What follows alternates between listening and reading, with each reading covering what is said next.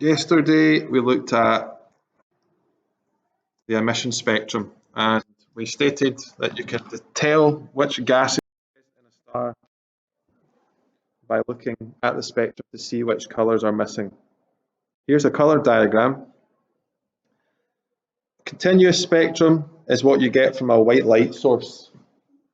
Okay, and you would know that as your red to sort of violet end. You can either look at an emission line spectrum or an absorption line spectrum. What is the difference? The emission line spectrum is when you look at the colours which are not making it through the gas. So you would see here that it's all black except for a couple of slices. You don't have to copy that down, okay? That's just to illustrate.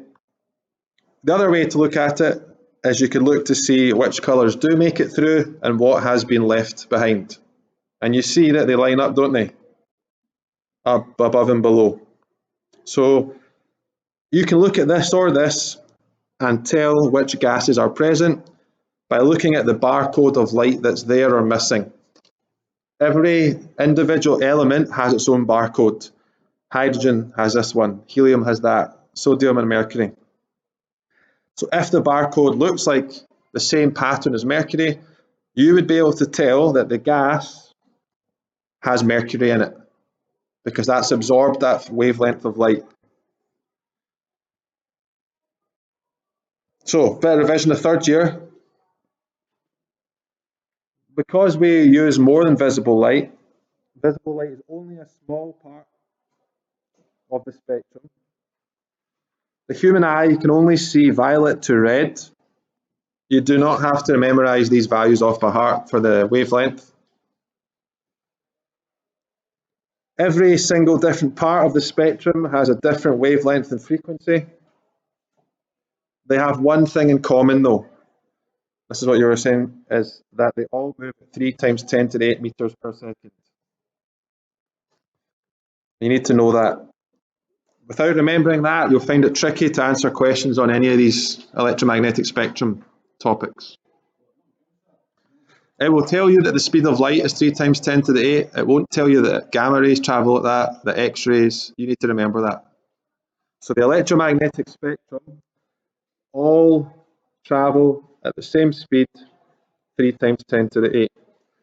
What do we mean by the electromagnetic spectrum? We mean all of these types of radiation. So I've used green and green, so you can tell.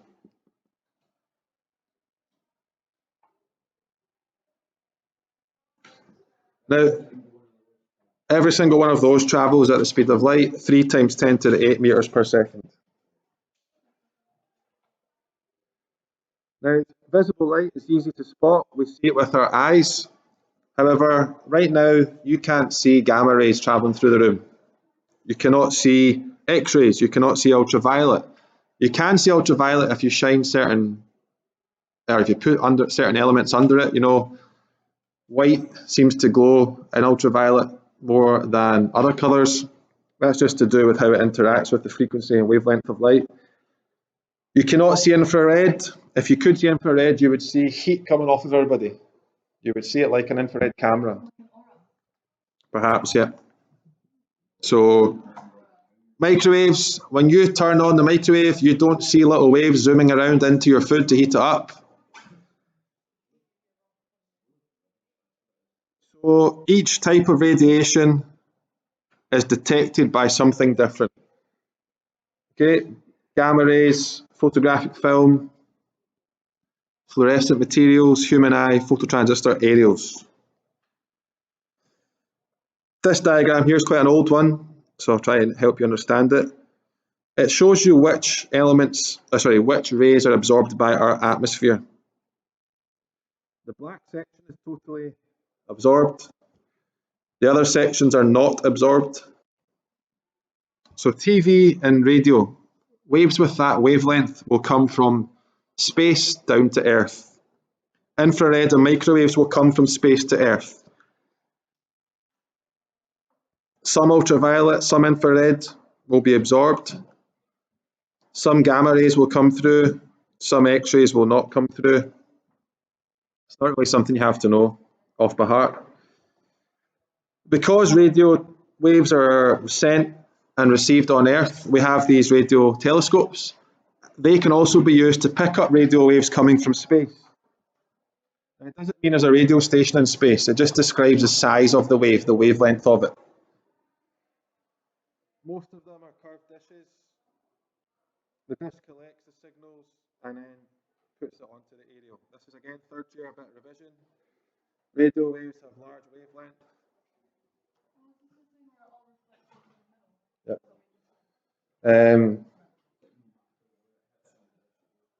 In many cases, radio telescopes are built in arrays, so you collect lots of information and work together. Here's the dish. The signals are travelling towards the dish.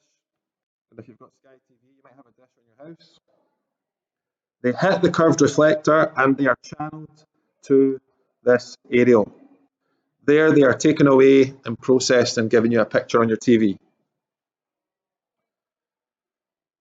Many of the microwave wavelengths found from outer space are absorbed by the atmosphere.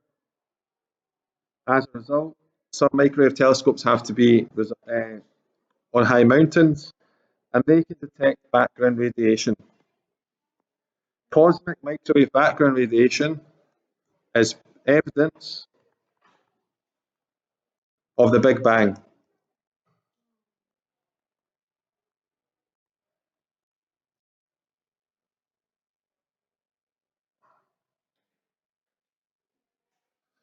Infrared telescopes. Infrared is a longer wavelength than visible light. This type of telescope can use to investigate the structure of stars and galaxies. Ultraviolet. Sometimes you use ultraviolet components to build up a bigger picture, like the Hubble telescope does. X-rays and gamma rays. The Earth's atmosphere absorbs almost all of these. Some sources, though, are hot gas clouds. This again is an important piece of evidence supporting the Big Bang.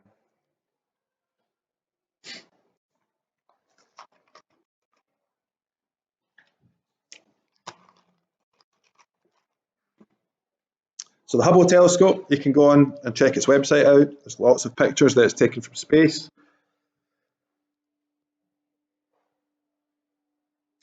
People often ask, why do we bother with space exploration? Okay, if you believe that there's nothing else out there, then you might question, why bother sending satellites? Why bother doing research? Usually, space research, eventually we benefit from it. Satellites allow us to have GPS, Wi-Fi, mobile phone communication.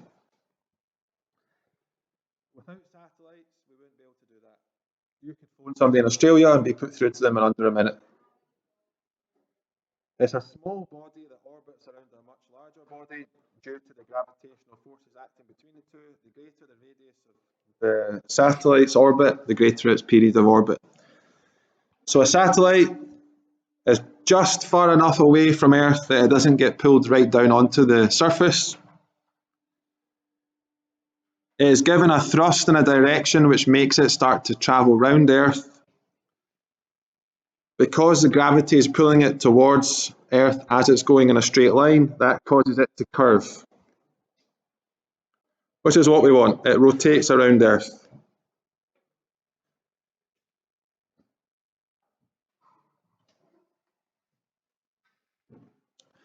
A satellite which is placed above the Earth at the equator and orbits at the same period as the Earth is called geostationary, which means if you had, let's say, where's the little thing gone? Here's Earth, here's your satellite, here's your point on the equator. As the Earth rotates, this rotates at the same time. So you can be in constant contact with that satellite all day. If it rotated at a different time, then that little place on Earth could be around here and the satellite could be there and you might not be able to connect to it. So what they've got is a series of global positioning satellites. You may have one there, you may have one there, you may have one there. which are always above the same point on Earth, which means signals can always be sent around the planet at the same time. No need to wait. So geostationary, you need to know what that is.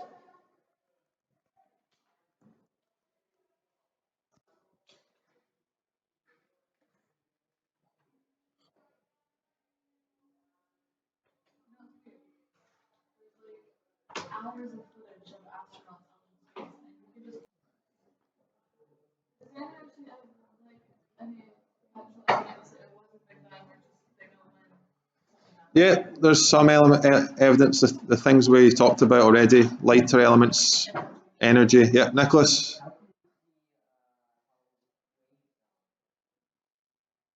So, what's that? I'm recording just now, yeah. So, the first low orbit satellite was launched by the Russian government.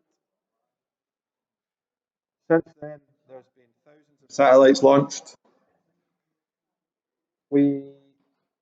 A minimum of 3 satellites positioned geostationary allow constant communications around the world. What are satellites used for? Again, this comes up in exams. Need to know.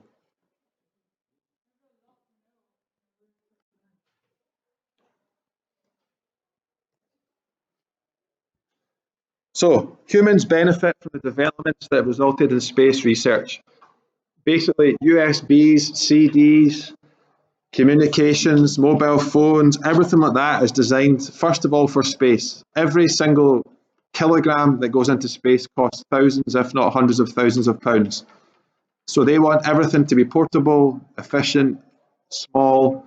That's why now you can get, terabyte memories, which would fit in your hand. High speed internet NASA has. So, ways to detect different star emissions result in things like MRI scanners, infrared thermometers, all that were designed for space turned to a commercial use. So have a read over. In fact, it's okay, you don't have to read that just yet. We'll just watch a short video and then go back to some questions.